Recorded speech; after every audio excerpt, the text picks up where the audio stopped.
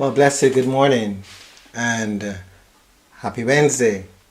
It is a joy always to be able to share with you these mornings, to greet you and to spend a few moments with you in reflection, meditation, especially during this season of Lent. And I'm trusting that you're having a good Lent. And by good Lent, I mean that you are, as best as you're able, sticking to your plan for this Lenten time to assist in your spiritual growth and your deepening of your journey with the Almighty. So this morning, as with other mornings, we come together and we come into that space where we are able to be still and to come into our hearts, to ground ourselves, feeling the earth beneath us, the support of whatever we are sitting or lying on. And just recognize that we are always supported. And so we open our hearts in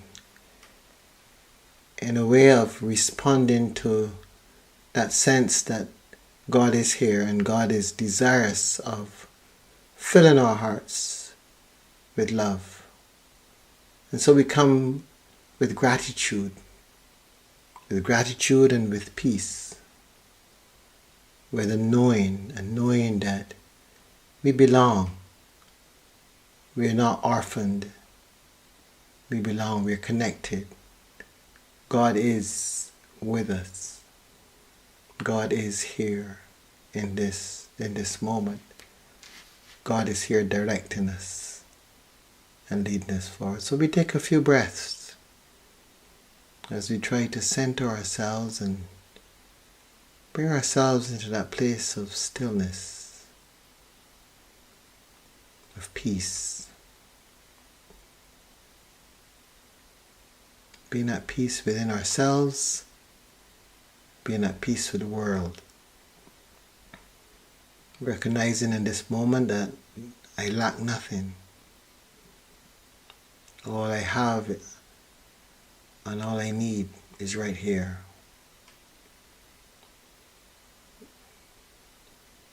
So in this place of stillness, we explore scriptures to see what story there may be for us and what word coming out of that story.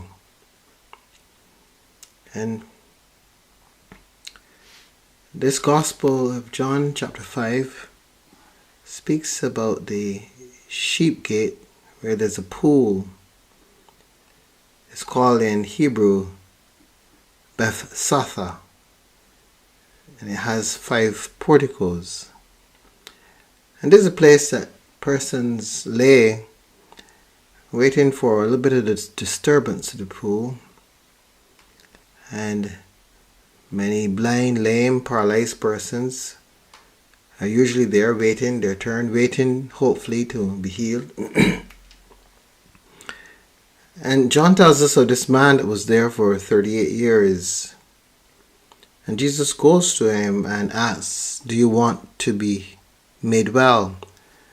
And the man begins to say that he has no one to put him in the pool when the water is stirred up. And he complains that while he is making his way, someone else steps down ahead of him. So Jesus says to him to stand up, take your mat and walk. And so the man was made well, and he took up his mat and began to walk. Now it was the Sabbath day.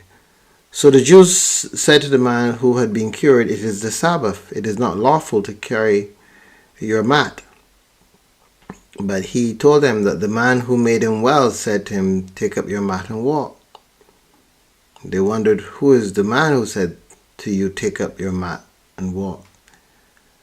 The man who had been healed did not know who it was, for Jesus had disappeared in the crowd that was there. So later Jesus found him in the temple and said to him, "See, you have been made well. Do not sin anymore, so that nothing worse happens to you." And so the man went away and said to the Jews that it was Jesus who made him well. And so the Jews started persecuting Jesus because he was doing such things on the Sabbath. But Jesus answered them, "My Father is still working, and I also am working." It was because of this reason that the Jews were seeking to kill him, because he was not only breaking the Sabbath, but he was also calling God his Father. Thereby, in their estimation, he was making himself equal to God.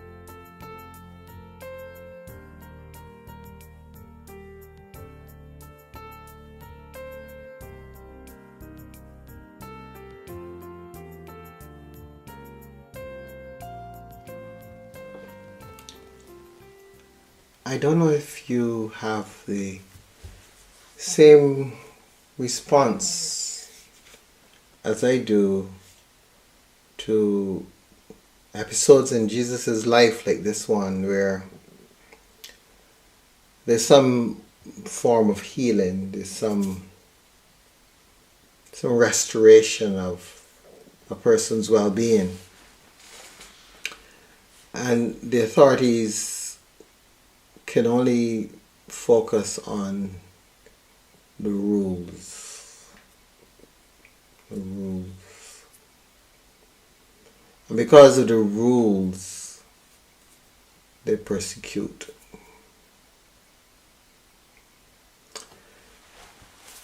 And then in this particular case, there is that sense of being closed-minded, not willing to accept the ongoing revelation of God.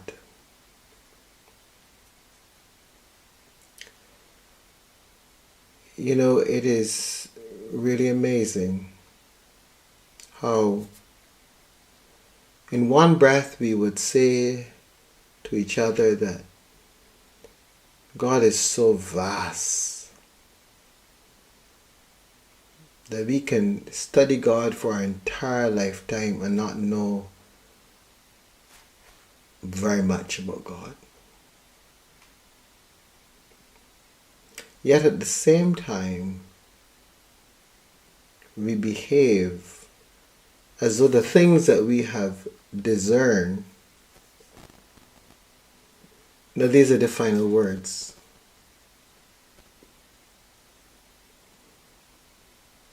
And so we treat them as though they are written in stone, that they're changeless. And to give credence to them, we would say, well, this is what God said. We never say, this is what persons who had a revelation understood. We, in some way, take the human element out of it. And we remove the frailty of the human vessel. And the fact that, using a modern day term, God has to dumb down so much in order to be able to get us to begin to understand. One only has to look at the book of the Revelation with a powerful imagery. Because the beautiful thing about imagery is that imagery is not words. And yes, the author had to write something, but he was trying to describe what he saw. So in trying to describe what he saw, he would have reduced what he saw to words. But what he saw was imagery. And his vision was far richer than the words that we have. It's important for us to make allowances for the human frailty and to realize that there is a spirit of the law. In other words, there is that sense of what is the law seeking to do. Because even in our day, laws are constantly being reformed. And the reason they're being reformed is because you're trying to make sure that the spirit of the law is kept. You're trying to ensure that you don't so lock into the letter that an individual quite craftily can get around in some way through some loophole. So they're constantly reforming. As life expands and evolves, they're having to reform the law in order to keep the spirit of the law alive. And that's not an easy task, because the law is really there for protection, to help as a last-ditch effort to protect, in a sense, the innocent. And so the law of the Sabbath, for example, is a law that has its reflection on the fact that they had no rest time in Egypt. And that's the context in which we're told it was given. Because of that, there was this gift of a rest day that would help them to remind each other of the fact that, there was a time when we couldn't afford this. But by the grace of God, we've got it now. We can have at least a day to relax and to reflect. And we give God thanks for that. And so that possessing of that day leads the individual to God. In fact, that's what everything on our earth is intended to do. Lead us to God. The laws, the ideas, none of that is an end in itself. They're all intended to point back to God. So Jesus says that the Father is working and He is still working. Jesus points to the Father. But they're a little bit annoyed that he points to the Father. Because they've extricated the law itself and they've made it separate and distinct from anything else. They're just focusing on that. They're not seeing the deeper meaning, the deeper significance. Here's a healed man. But in some regards too, it also gives us an idea of how persons perceive those who are broken. How we look at the ones that are broken. The fact that we don't see them as human beings. In some way we tend to see them as objects, as things. So to those of the day, of Jesus' day, this man was just another one of those broken people. The fact that he's made whole is not a moment of rejoicing, because he is carrying his mat. And that's the greatest sin. We look past the healing and worry about the mat. He probably would only have been noticed because he was carrying the mat. If you weren't carrying a mat, he would probably have passed by without even being noticed. No one would have remembered that he was there for 38 years. How we dismiss human beings in the pretext of keeping God's law. How we ignore each other. But Scripture reminds us, how can we say we love God and hate our brother? Yet we do that so oftentimes. We say we love God, and at the same time we despise our brother.